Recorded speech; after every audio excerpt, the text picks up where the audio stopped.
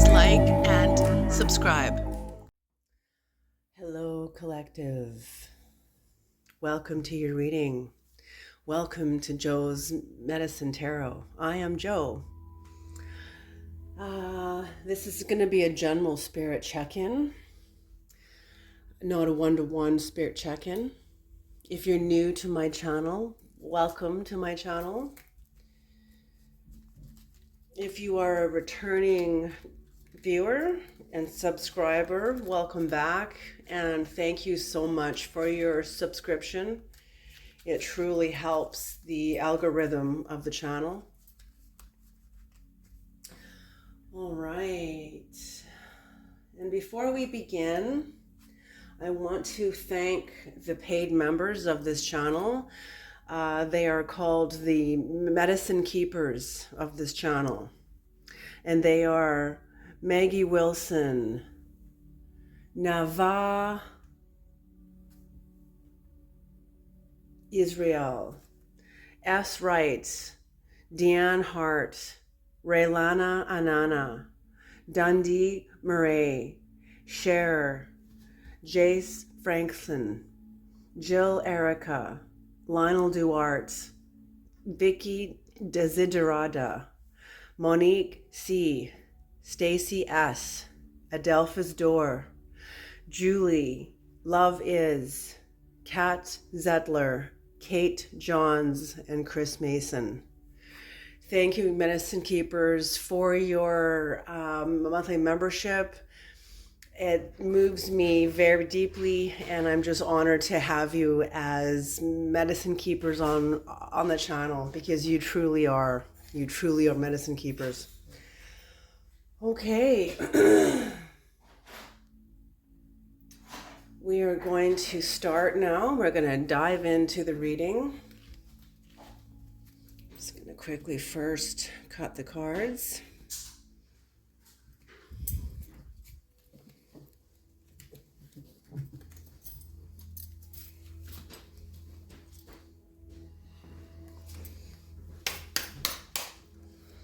All right. Transference. Oh, I can feel Chiron coming in. Okay. Oh, geez. The Creator has been talking about Chiron now to me for a couple days. Evocation.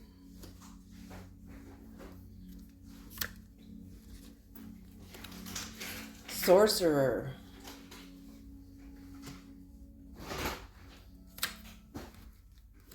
Rebirth.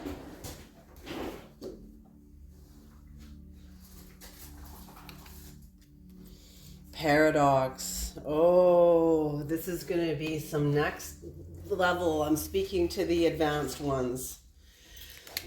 Or the Creator speaking to the advanced ones through what's coming up in the readings in the cards here.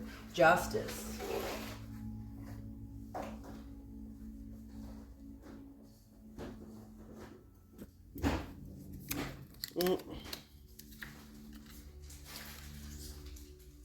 Faith. Beautiful. Just gonna move these over a little more. Okay. I'm gonna do 2 rows. Drama.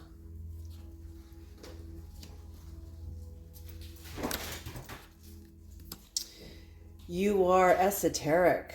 Ooh, so you hold the knowledge of the occult. You carry the knowledge, you hold the knowledge of the occult. Forbidden. Haha, sorcerer. Forbidden right under sorcerer. Interesting. You are esoteric right under evocation. Drama right under transference. Yes, that's Chiron. Okay. Oh my God. Jealousy under rebirth. I feel a cross watcher. Grandmother. Maybe it's your grandmother who's a cross watcher, but I can feel another energy here intertwined in yours. Resistance. Yes, this is the first time I've pulled this card out of this deck. Resistance. You know, when you make a claim to do something, the first thing that is going to show up is your resistance. Okay? And freedom.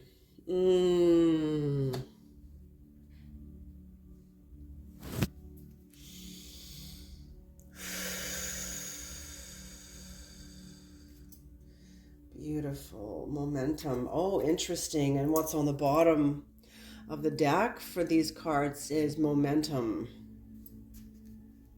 So you're doing some kind of growth here, some kind of work where you have momentum. You have momentum moving forward. You have some sort of momentum. You've broken through. I'm hearing a Newton's second law of motion. Or even Newton's second law of motion. Newton's first law of motion is any object that is at a state of rest, which is a zero meters per second squared. There's no movement. This is stationary. The kinetic energy is zero. You know, it's all zero. That is called inertia. And that won't move unless something pushes it and moves it. Okay, that's Newton's first law of motion. Newton's second law of motion usually speaks of like in a vacuum.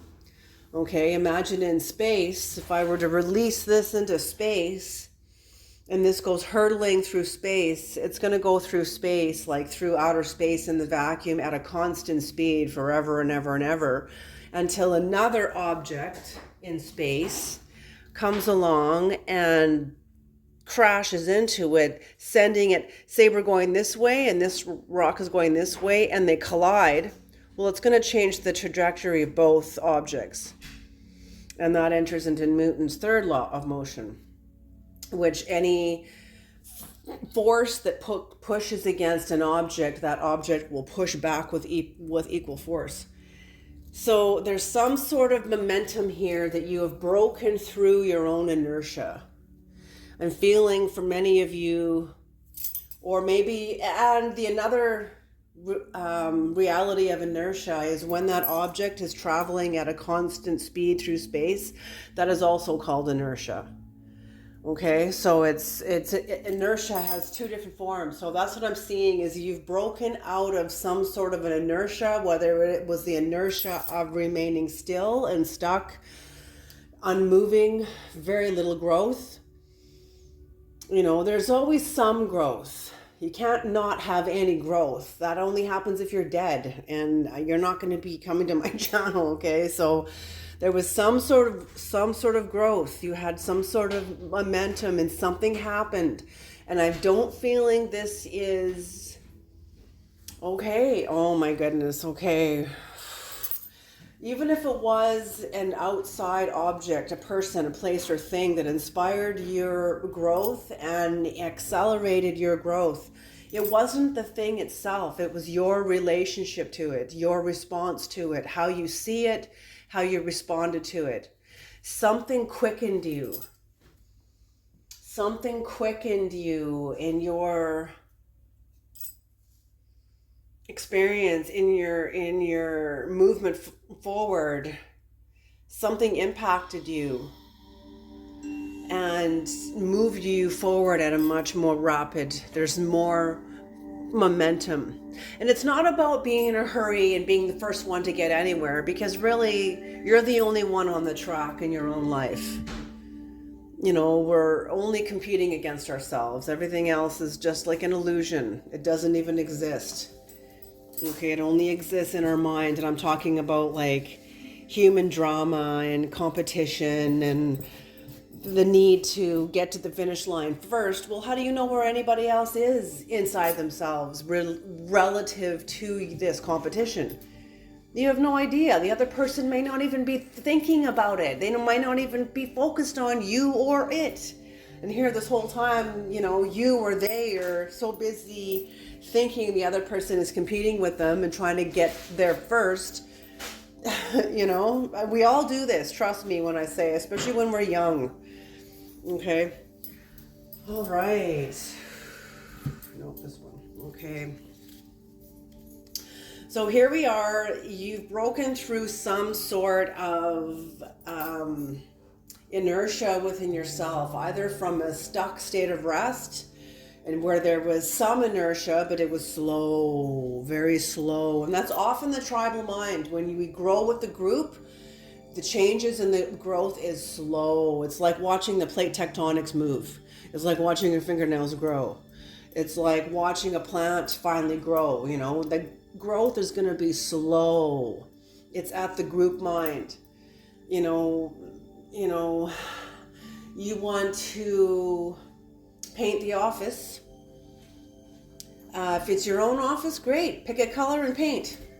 But now you work in an office with 50 other people. Well, now there's got to be surveys, there's got to be memos typed up and sent out, there's got to be a time frame because everybody has to be able to see the mementos and memos, and John's on vacation and so is Sally and blah blah blah. Okay, well now you've got months and months of waiting time. Then everybody reads the memo, now everybody has to vote or pick a color or blah blah blah. It could take a year, okay, just to paint the freaking office, okay?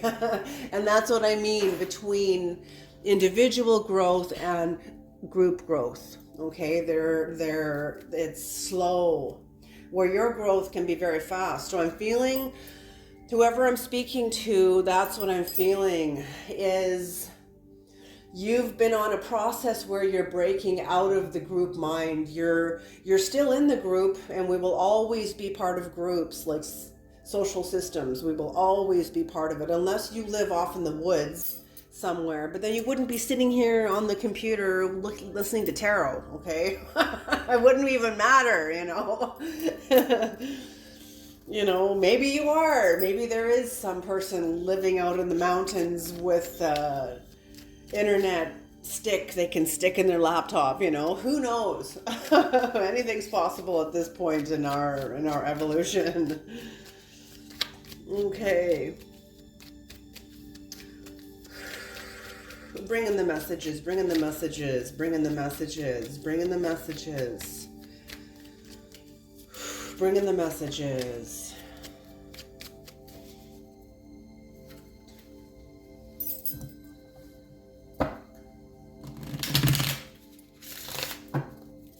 Bring in the messages. So with transference and drama, I say Chiron because Chiron brings in the unhealable wound, and it'll often come in. Okay, here we go. Usually when a person starts their shamanic journey, they are aligning with their ancestry, what's in your ancestry, what's in your roots, and you're aligning into an inner call that's asking you to resurrect some sort of shamanic ancestry within your lineage, whatever it is. You could be from the Vikings, you could be from Irish, English, who knows? You could be Asian, you could be First Nations, you could be, who knows, whatever your roots are. There is indigenous shamanism within everyone's roots. Okay, everybody.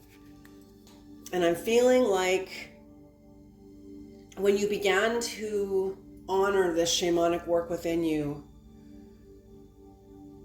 it seemed like that's what it was on the earth, but there was much more. You're not aware of the forces at work, combination of forces at work on your behalf to make this happen. Okay, so the transference of energy, what usually happens when a person begins their shamanic work is they will be hit with an incurable wound, some sort of a betrayal that can't be resolved, some sort of heartache, some sort of Three of Swords comes into play. Something devastating. That's the story of Cryon. Okay, the story of Cryon was a centaur.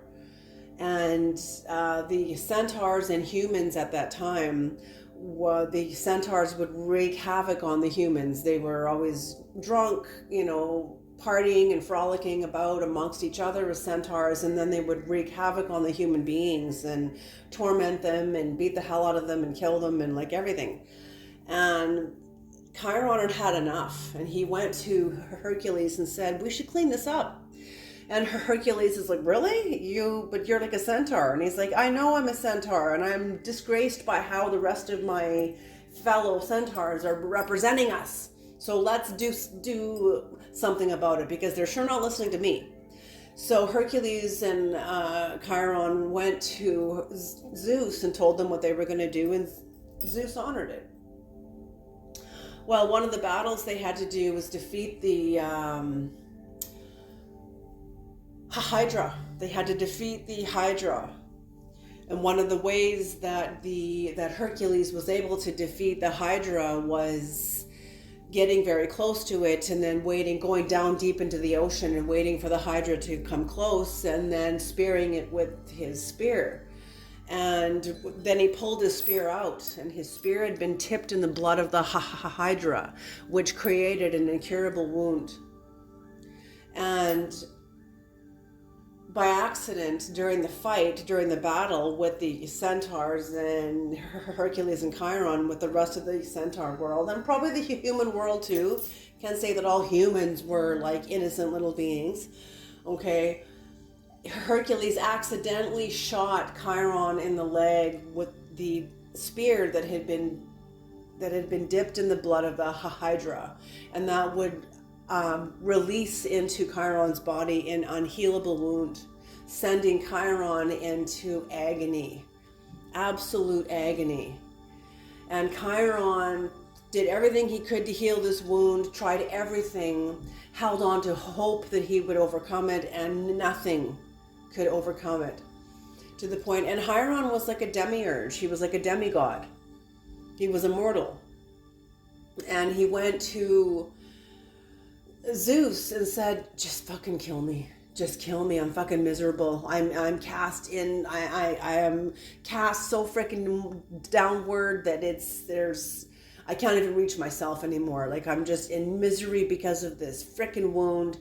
Just kill me. Send me to hell. Send me to Hades. Out my life. And Zeus said, and give up your immortality?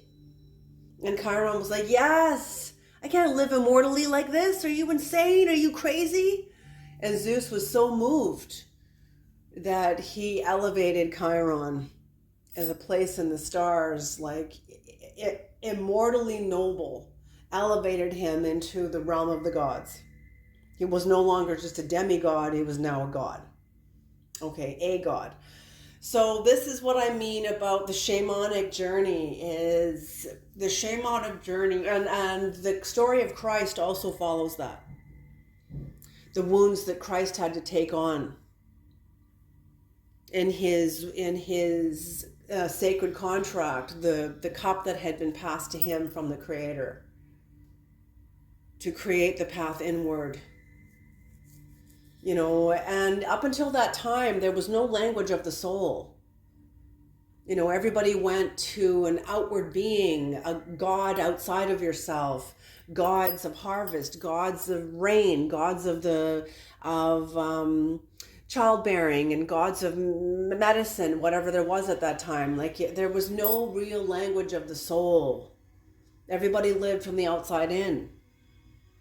And Christ's ministry was the first to live from the inside out, to come within. Okay, and so somebody is starting on their shamanic path, and coming onto the shamanic path is the transference of the shamanic energy, which also includes Chiron. So many people in the 90s were like, I want to be a shaman, I'm shamanic, not realizing not the shackles, but the transference of energy that comes with that role, that comes with that calling. And it is freaking grueling. It is grueling. I speak from experience, I tell you. Not only was my betrayal from a very close friend of mine, well, that's no longer, that happened after I began my shamanic work. And it was also, when I look back on this and the time frame that this happened, this was also part of a very painful 5-year transit in my life. It was grueling. It was something that changed me forever. Forever. Okay, so here we go.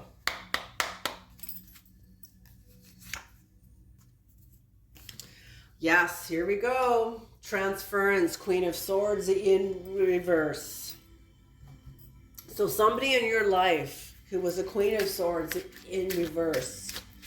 Somebody who was very cold. Very cruel. Very bitter. Cold-hearted. Cruel-hearted. Very jealous of you. Incredibly jealous, envious of you. Maybe because you were starting your shamanic journey. Maybe you shared this with this person, maybe. You know, and they weren't aware of Chiron's medicine. I think they were trying to stop you. Not knowing. You see, oh my God, okay, they want me to bring this in. When somebody acts from a low dimension of jealousy, envy, whatever, and they lash out, rah! And they don't have the capacity to go, whoa, get back here, come back, don't say anything, don't speak that, like don't represent yourself like that. They don't have the capacity to pull themselves back. They didn't have the capacity to interrupt their will to lash out at you. That's okay.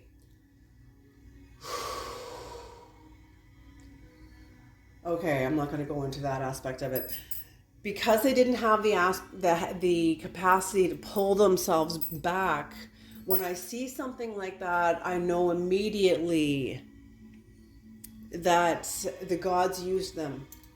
They didn't have the capacity to operate from their prefrontal cortex. They weren't aware of what they were doing, and even if they were aware of what they were doing it in secrecy. They were doing it in the unconscious shadow, willing to unleash hell into your life, not knowing that this is sealing you into your new office of shamanism, because it is required. The wound of Chiron is required. The transference of energy, of the shamanic energy, is required, and it will come through means that are grueling, like the arrow dipped in the blood of the Hydra that creates the inhealable wound, the incurable wound. No matter what you do, this wound will remain. And it is meant this way to begin your ministry as a shaman, as a healer. You know, people think that to start their process and their ministry of healing, that they're going to be perfect, and they're not going to make any mistakes, and like bullshit. Right now, absolutely not. Then get the hell out of the dimension of a healer, because you're going to end up doing damage. If you don't know your wounded self, you have no business standing on the dimension of the healer. Most healers become healers because of where they've been, because of what's happened to them, because of their own war with themselves, war with others, whatever it is. The wars they've watched others go through and how it impacted them. And it's often a calling. Okay. So with this unhealable wound, yes, oh my God, it was a lot of drama. And it was a disaster for you. And I'm feeling it was also a disaster for this person, because whatever they did, they meant to stop you and fuck you up. Their own ego seduced them into unleashing something into your life, trying to stop you, fuck you up, sabotage you, something. And their ego promised them, oh, once you do that, you're going to have all the power. You're going to feel so much better about yourself. You're going to elevate. You're going to feel elevated. You're going to feel higher than this person, better than this person, more further along than this person, blah, blah, blah, blah, blah. But when they executed this, that's not what happened. Not only was this a disaster for you, their actions, but the outcome of what happened was a disaster for them too. 100%. Okay, so whatever happened, it created a lot of drama, okay, for you and for them. They're it's like they got a teaching in karma right away. And this person knows exactly, and they can't undo it. They can't go back. They can't undo it. You going through this, and this being the transference of Chiron energy, sealing you into your shamanic ministry by creating all this friggin' drama, and it was a disaster for you. I'm feeling like whatever happened affected your relationship with people around you, maybe professionally, maybe personally, but it affected your relationship with your world. Oh, they're saying like paramountly, like, oh, seismic. It was seismic. It was seismic. The ground on which you stand will never be the same. Will never be the same for you. In your eyes, in your experience. And this,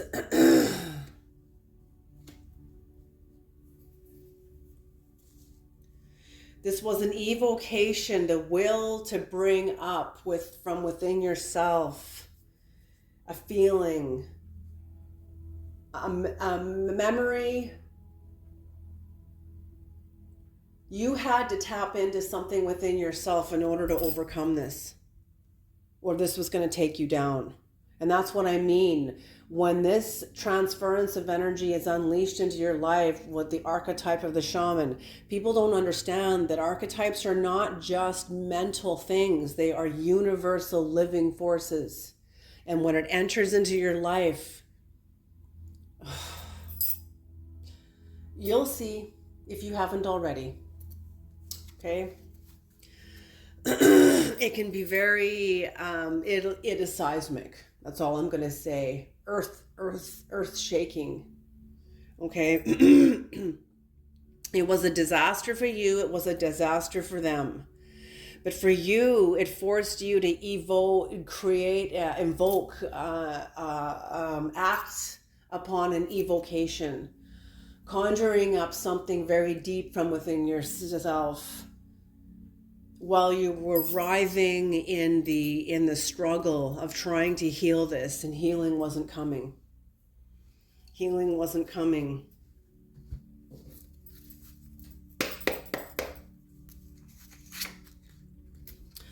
You were, yes, in this process where you were trying to heal.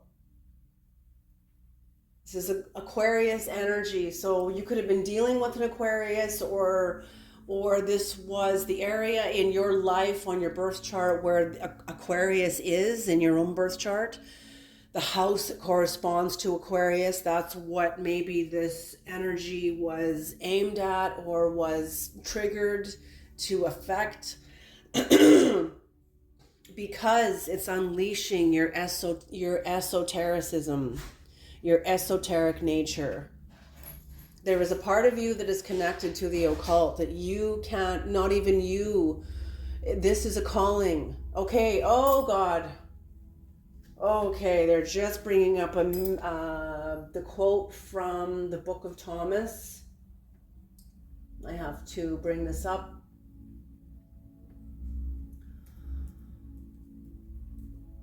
Gospel of Thomas.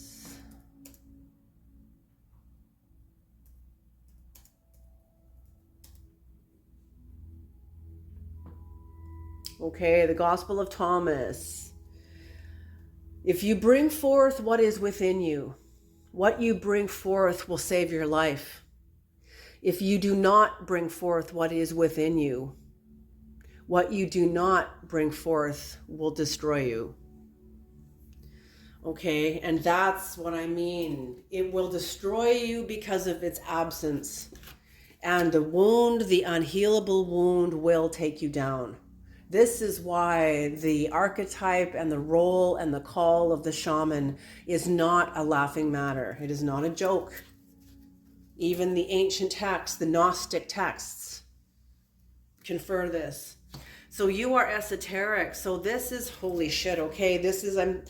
Okay, I don't know, but whoever's attached to this card is also this person that unleashed this transference of energy, the Queen of Swords in reverse. This person is not an Elizabeth. The Queen of Swords I always compare to like Elizabeth, the Virgin Queen of the 15th century. That is not who this person is. They could be a female, but they don't have to be. It'll be different for each of you. But they are not the queen of the, like they're not the same kind of energy. I'm feeling like it's like they see you as somebody that they want to be. They want to take what you have or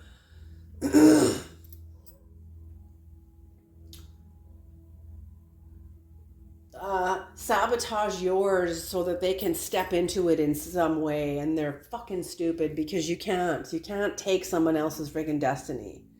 Okay, what does Caroline May say? When you steal someone else's work, it hits you in your pancreas. You know, when what you do to others, what we do to others, we do to ourselves. It just doesn't show up right away. Okay, it's pretty terrifying because the body keeps the score, especially of what we do to others. Okay, in kindness or in envy and wrath. The universe says you decide. You are free to do whatever you want, but choose wisely because there's consequences to what you choose. Okay. Okay, so whatever this, you are esoteric. Whoever unleashed this energy and transference of energy of betrayal, sabotage, some sort of brutal, unhealable wound, they are seeing that you are esoteric. The tower's already happened. It's already happened. But there seems to be with this person an ongoing of oppression. Maybe this is for you too. Maybe there's an ongoing of oppression from this wound that you were still struggling with. That you've been still struggling with. Even if it's at a lesser state now than it was when this first happened. That's what I mean. It's the unhealable wound. It won't heal. Okay, and the tower in reverse, somebody's going back to old ways. I'm feeling like somebody knows they can't compete with you. They couldn't fuck you up. They tried to fuck you up. They tried to step into the role that they think you're in. How does anybody know where anybody is at? What, you can peek into somebody's body and see their soul? See their calling? See the intricate nature between that person and the creator? No. Okay, so whoever this is pretty foolish because there's a continuing oppression with this person. They're going back to their old ways, like I can see someone slapping the air like, that was just a bunch of bullshit. Even though they like devastated your life, created a bunch of drama and devastation in their own life from what they unleashed into yours. So what, you did all this for no reason? I'm feeling like this is also people that have been in your life for a significant period of time, like I'm hearing like a decade. So not only is this person a fool with their own actions and how it affects them, but like a decade of relationship that they just threw away. Okay. So someone's going back to old ways, but so are you. You're going back to old ways, but not in the same way that this Queen of Swords in reverse is. You're going back to the esoteric nature you are in order to overcome this unhealable wound. This wound will be unhealable, But there's something going on within you now, not relative to this wound, but something within you that has been awakened, activated, emerging out of the deepest part of your psyche. Something that could not come out of your psyche until now. I think your life has been preparing you for this moment, for this experience. Releasing you into this sorcerer energy with the High Priestess. Yes, you have a relationship with your anger, your rage, the worst parts of you, as well as the best parts of you. You stand in the gap between severity and mercy, unity and duality. You don't try to polarize to one or the other. You stand in the gap and hold the tension of both worlds, hold the expression of both worlds, both realms. What a reading, you guys. I love this reading. I love it.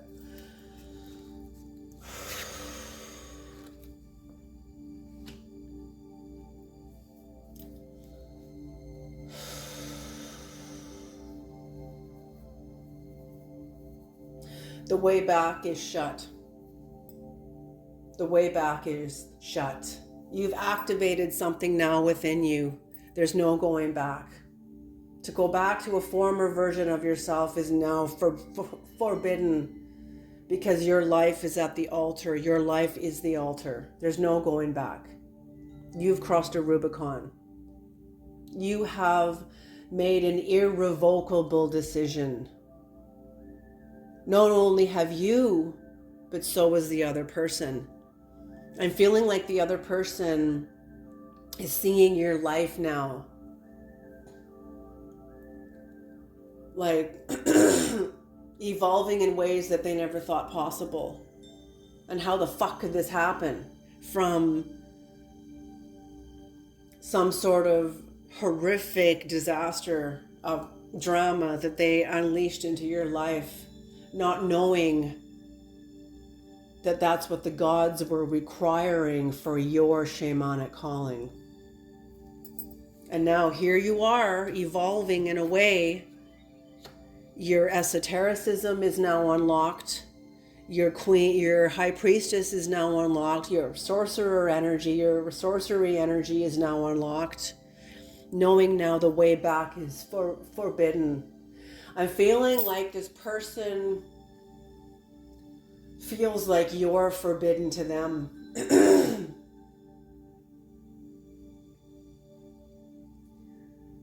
Like there's some sort of it's not an impassable gulf, but it feels like that. Some sort of an abyss, some sort of, and maybe this is just within this person, that's how they feel.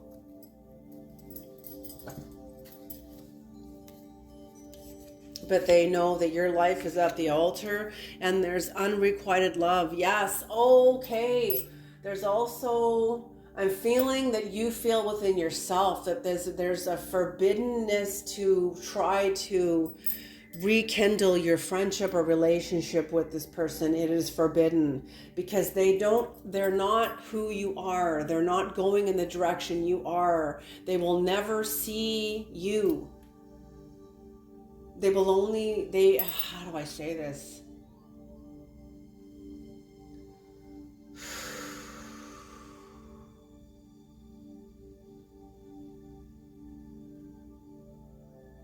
You're like a stallion. I'm seeing like some sort of a regal, a horse, some sort of a horse energy, very, very noble, very regal, very on all 4 feet, but very elegant, very eloquent, very,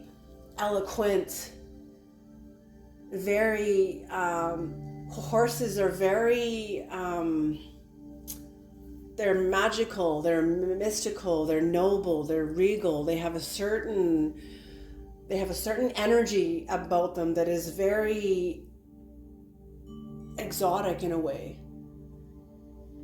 You look at like an Arabian horse and how exotic they are. They're just so beautiful and so noble and regal, just incredible.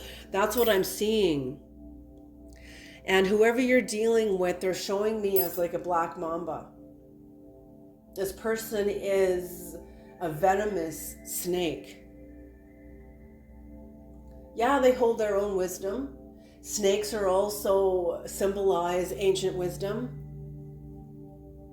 But I'm feeling this is how this person uses this ancient wisdom, especially relative to you. Because I feel like this person is so jealous of you and so envious of you and so... It's like their perception of you has been contaminated by their own lower natures.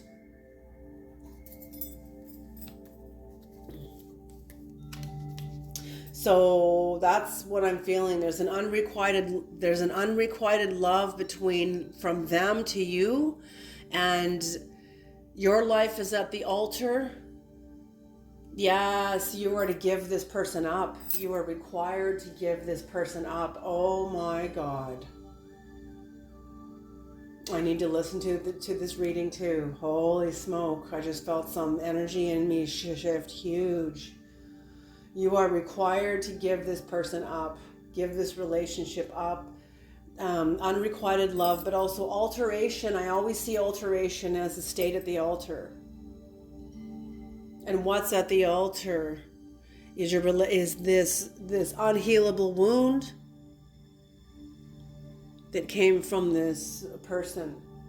So it's also the wound that's on the altar, because it's not yours anymore. This wound is now part of, yes, it's yours, but it also belongs to your ministry, which means also that this wound in some way belongs to the world.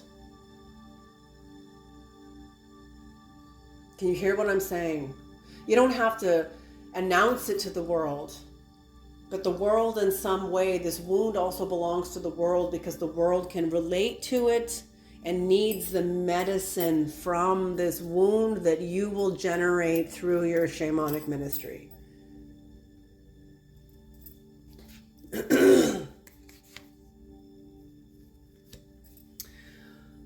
Yes.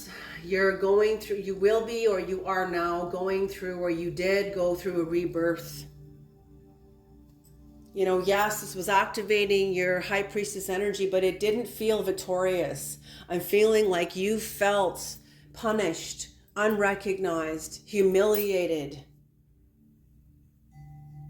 abandoned.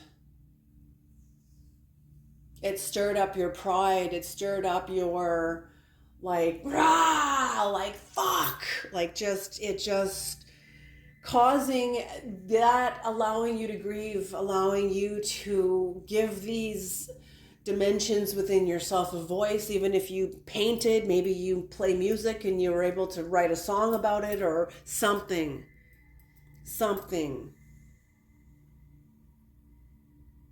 Because I love this card when it's in reverse like this, because the butterfly is supporting the caterpillar's transformation.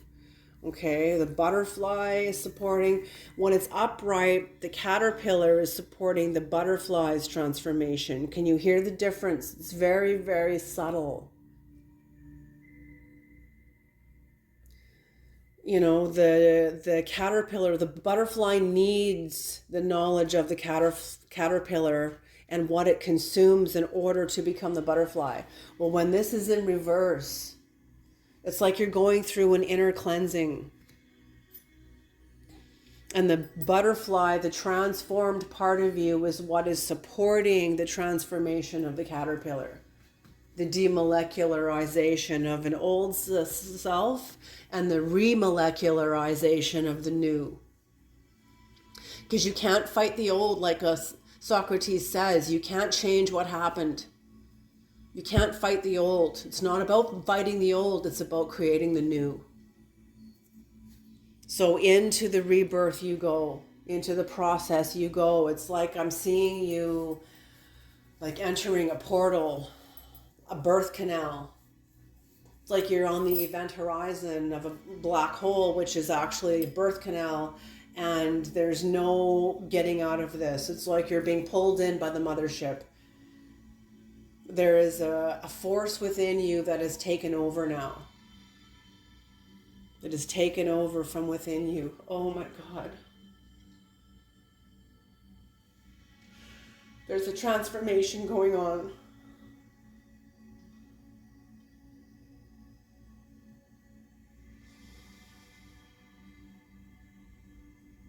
And whoever's watching you is incredibly jealous of your capacity to overcome this.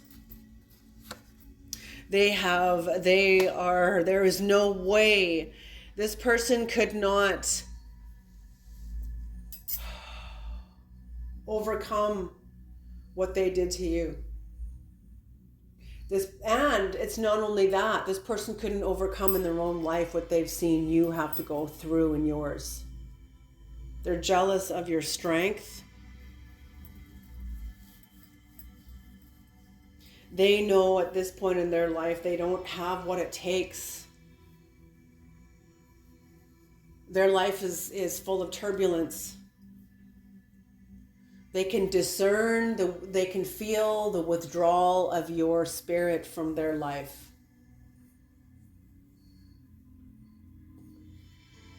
They're in sadness. They're in an inner turmoil, inner trouble. And in some ways, how this is affecting you. Sometimes I'm feeling like you get jealous of, and it's not jealousy, but it is kind of jealousy, because it's like your life, you've been drawn out, you've been chosen. It's like what the video I posted on my community page by Terence McKenna, the difference between shamanism and schizophrenia. And in the tribal communities, the true tribal communities of the indigenous, when there is a psychological breakdown, that individual is drawn out by the master shamans of the tribe. You are told you will prophesy, you will lead our culture out of confusion, out of death, out of sickness. You will lead our tribe into healing. And sometimes I'm feeling like you wish your life was just ordinary like everyone else's. But there you go again. How do you know where anyone is at? It just looks like it's ordinary on the outside, but on the inside we have no idea what's going on the inner within another person. Okay, so that's it. And your jealousy in looking at the mundane people around you that seem to have it so easy because they're not challenged in the way that you feel like you've been challenged. I'm feeling like God has been your sparring partner for like the whole of your life. Demanding the best from you. And you're almost like, fucking, what the hell? Why can't I just have a normal life like everybody else and just go to my 9-to-5 job and pay my bills? But you would die. Yeah, that seems seductive when you're in the midst of one of the greatest inner spiritual challenges, and you wish you could go back to a former self, but you can't. There's no going back. It's forbidden. There is nothing back there. They're showing me the Langoliers. Have you ever seen the movie The Langoliers or read the book by Stephen King? It's about going back into the past and finding these horrifying creatures that devour the physical world in the past that's already been exhausted. It has no more flavor, no more sound, no more echo, no more light, no more wind. All the elements are slowly winding down like an old clock. And then these terrifying creatures come in and devour the physical world because the past doesn't exist anymore. The only moment that is true is this moment right now. Like the Buddha said, the greatest tragedy is the belief that there'll always be more time.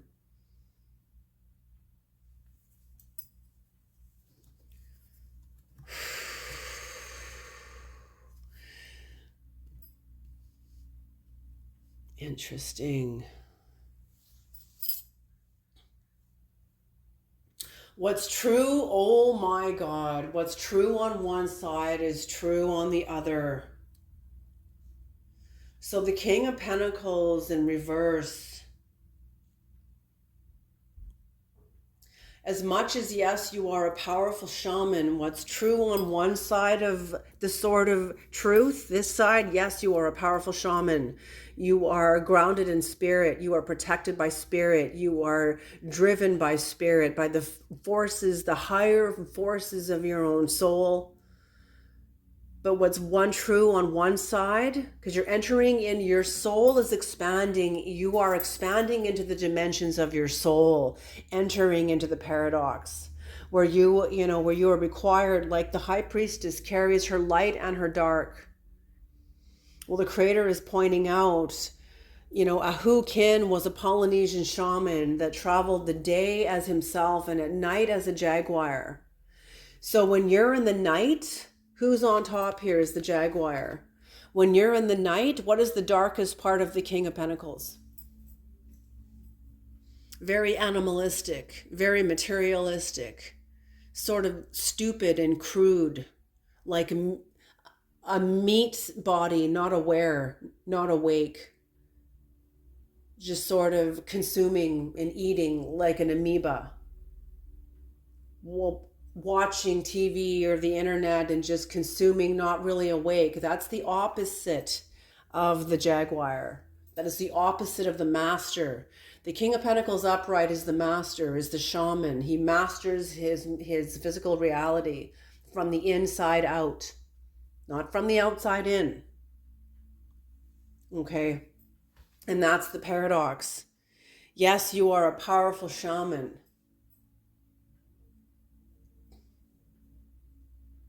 But when you are in your night,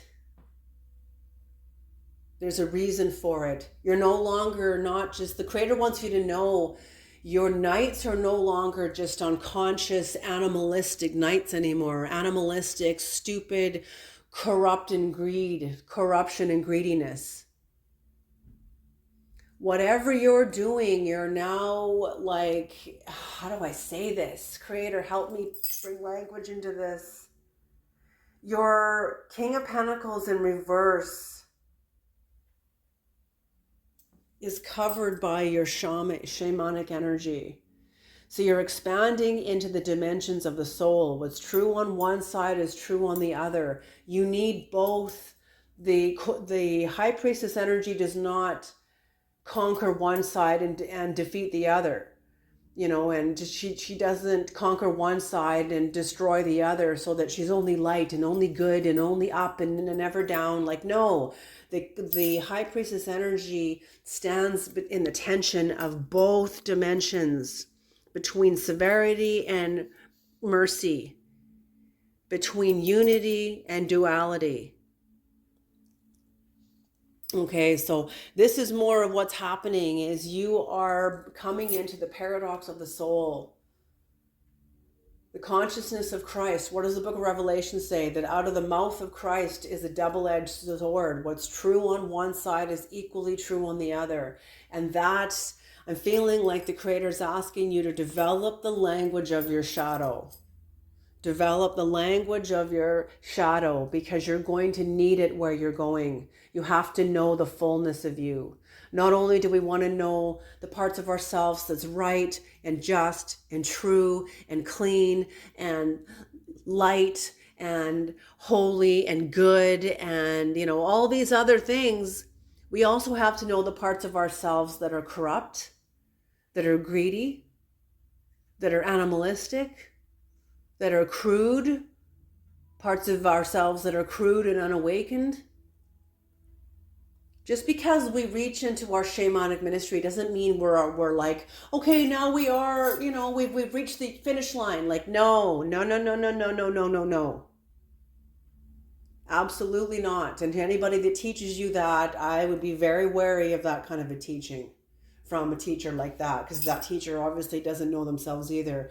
You will never overcome the dark.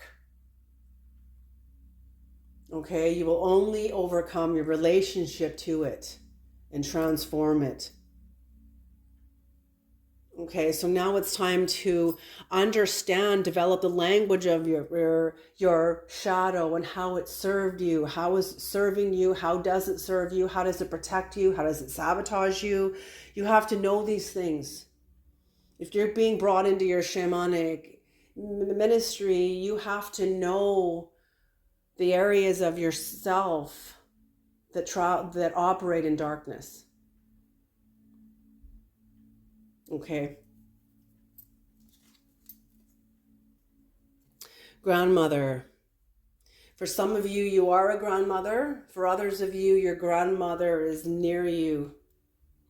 For some of you, you are a grandmother whose grandmother is near you in the afterworld. Okay. For others of you, you may have not yet reached the gift of grandmotherhood. I feel like whoever is watching you, I'm feeling this person did not have kids and they will never reach the experience of a grandmother because they never had kids. Maybe they don't want kids. They're maybe focusing on their career, the whole bit.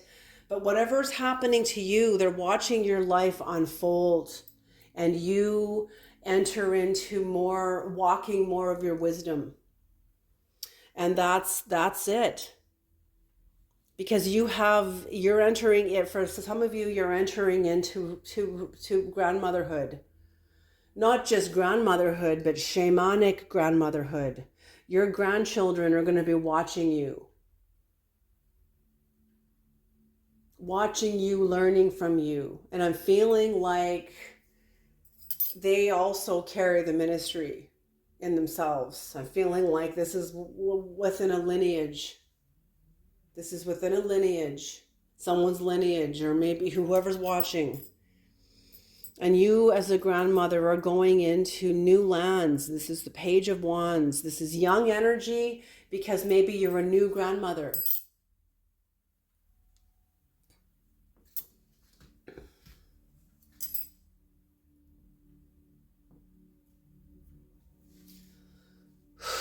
You're entering into, when you develop the language of your shadow, it brings you into freedom.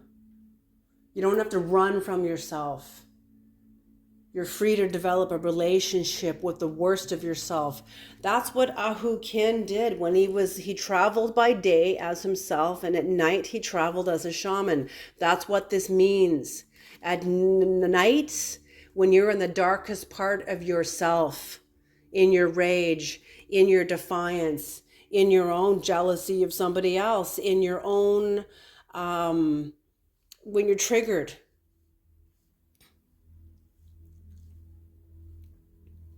to maneuver through this part of yourself with your shaman. I'm hearing Ram Dass, one of his teachings that he did when in his public speeches, when he said, I think he was in his late 50s and he decided he was going to go back into a relationship. He hadn't been in a relationship for many, many years. So he decided to go back into a relationship. And he said pretty soon after that, he found himself sitting in the tub at night, alone by himself, crying with jealous rage. And he said, and I'm Ram Dass. Imagine that. He said, I'm Ram Dass, and I'm in the tub at night crying with jealous rage. So I tried to own it. I tried to do all the things I teach about consciousness and overcoming, and nothing would move it. No, it's because you're also to be a shaman to you. Your shaman is now over the human part of you.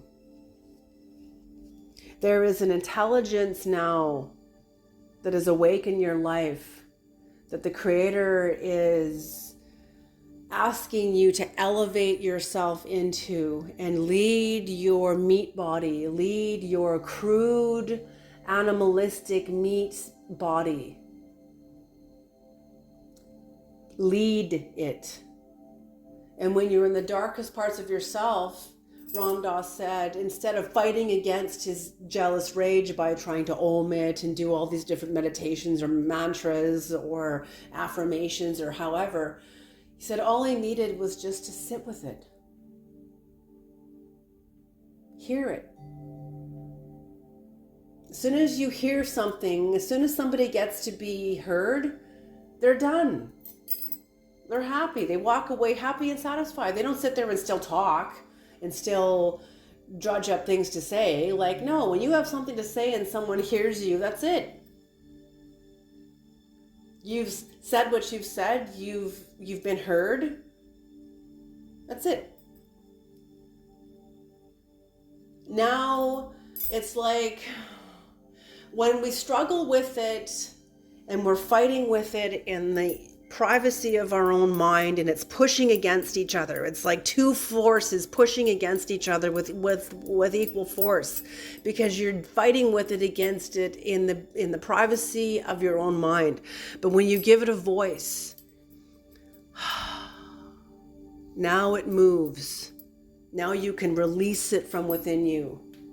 Maybe write something about it. Maybe draw a picture. Maybe stand in the bathroom mirror and speak from your place of where you're feeling angry or triggered or animalistic, from your lower nature. Even though you've already reached mastery, it doesn't mean a person that reaches mastery doesn't experience being triggered.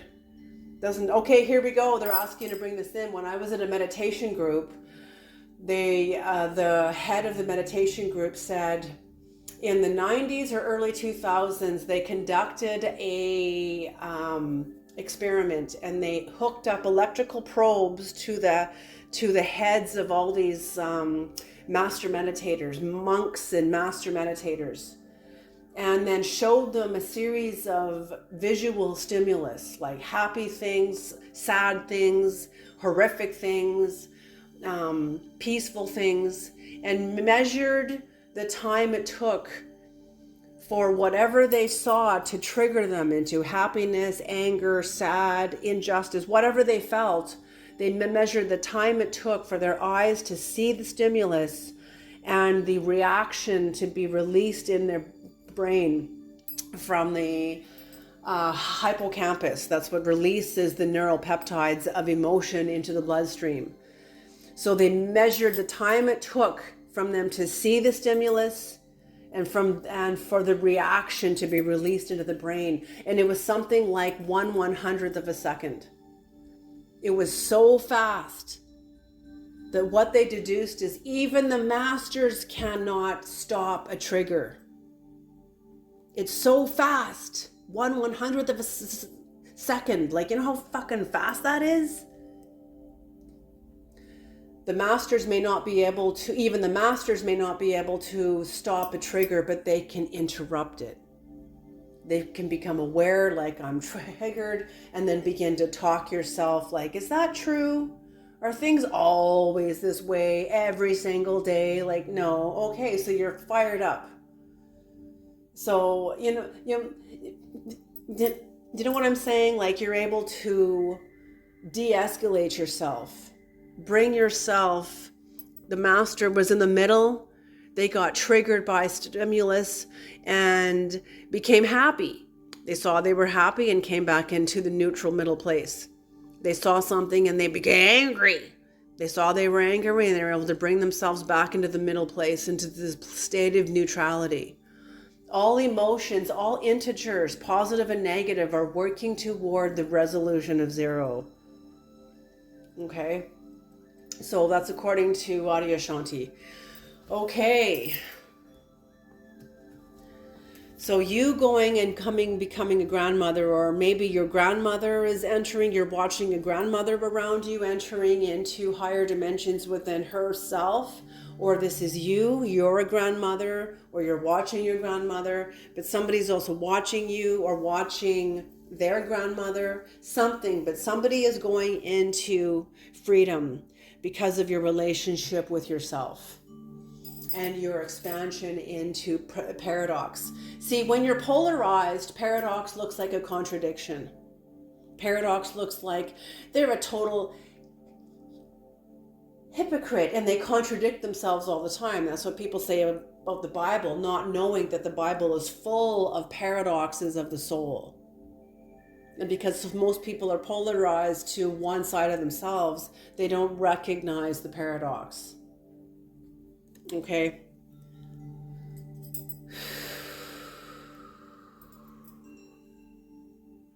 So in order to come through some sort of justice from the transference of energy and the process that it unleashed into your life, the evolution that it unleashed into your life,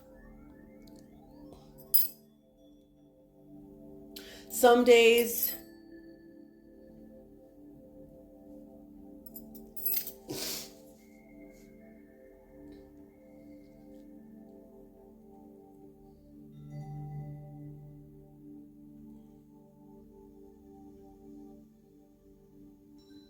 yes, the place is because you're developing language of the darker sides of yourself, the lower natures of yourself.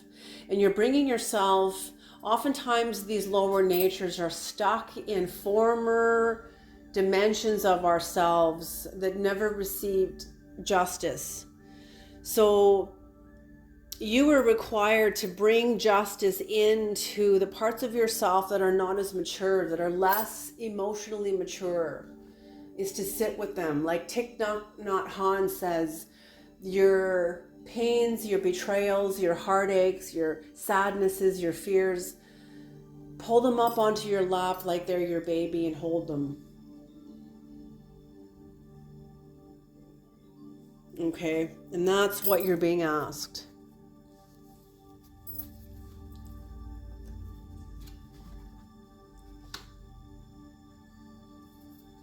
But I'm feeling like you're going to feel a sense of resistance to doing this. Okay, there may be a sense of and it's interesting because whoever this cross watcher is, they seem to be fading out. They seem to be like being left behind back here in this energy. They seem to be fading out because I don't feel them here. But there is resistance. Your resistance to giving voice to the parts of yourself that are less mature than the shamanic part of yourself, and that's normal. That's a balance too.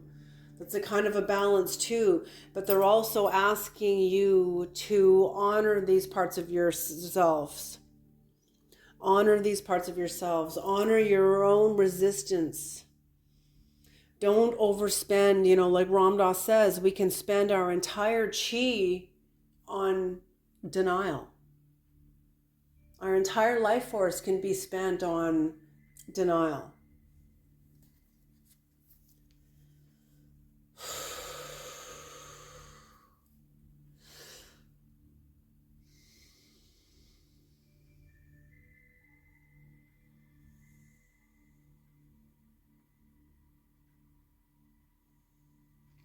It's very vulnerable, and I'm feeling like in order to enhance your sense of enterprise with your shamanic knowing of yourself, this is required. And there's going to be a level of resistance that is going to come up in you from honoring these parts of yourself. Most people want to spiritually bypass them and Om and all these other things. But like that teacher said who was in the bathtub crying with jealous rage, he had to finally just sit with it. And that's what you're being asked. Sit with your resistance. And within this, when it doesn't, you will get over this feeling. If you're feeling like this part of yourself doesn't have any real enterprise, what the fuck am I doing? And no, you will see a shift. You will see a shift that will increase and grow your own faith in yourself and in your connection to the spirit realm, to your guides, to your higher soul, your higher self. Absolutely. Beautiful. Yes. Because when you are finished this process, when you come to a place where you know yourself very well, your groundhogs go into prairie dogs go into the earth. They burrow into the earth. So it's like I'm seeing almost like a badger medicine. You know the underworld. That's what this is about, is knowing yourself in the underworld, knowing the darker parts of yourself and not being scared of them, and putting language to them, because it's going to bring you into, it's going to be helping people's faith, because you're going to be standing in a place where you can speak from both of these places within you, showing other people that it's safe. It's safe. You are safe. Even the parts of yourself that are like the darkest parts of you, it's safe. It's just waiting for you to develop a relationship with it. And the groundhog goes into the underworld, burrows into the ground. You will have a lot of generosity, wisdom, charity, a lot to give to the people around you because of your connection to the underworld. Okay? Beautiful. And it brings you a lot of freedom. Freedom. You don't have to polarize to one in order to escape the other. Like I say in my channel, we are not delivered to our light to escape our shadow. We are delivered to our light by our shadow. Okay?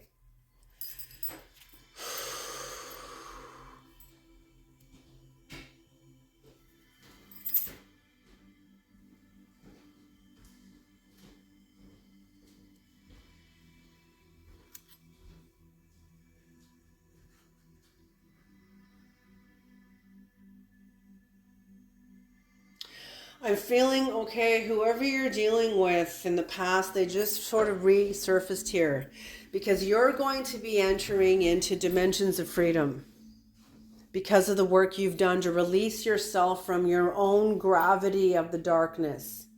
That's what negativity is. That's what the lower dimensions within ourself is. We're held there by our own gravity, the gravity of these dimensions within yourself, the magnetics of it. Okay, and you're coming more into freedom because you're shifting the magnetics of it because of your work with yourself. Okay. Yeah, I thought this person's energy sort of ends back here, but no, it's even like in the resistance. But seeing you coming into freedom, I'm feeling like this person wants to goes through their own mixture of emotions. I feel like they would like to try to manipulate you. They're sort of manipulative and cruel with themselves, but they're losing their strength. And the spirit is asking me to bring in this story, to close with the story before I do. I'm not going to do a demonic card. It's not necessarily a demonic or an angelic.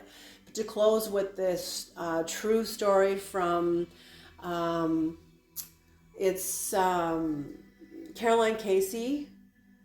And she talks about when scientists did these